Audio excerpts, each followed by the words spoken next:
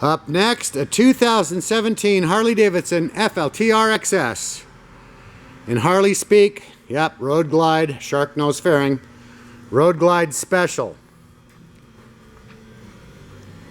It's a 17, so it's post Rushmore project. It's got the 6.5-inch boom, AM/FM weather band radio, the ability to play music on your own off of pretty much any source. Under 11,000 miles, GPS navigation,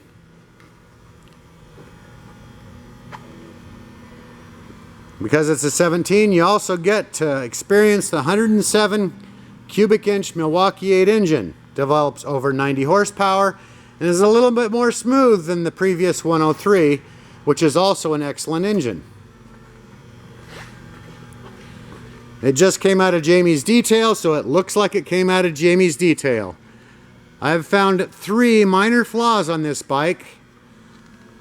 Come on out and see if you can find them too. They're hard to find.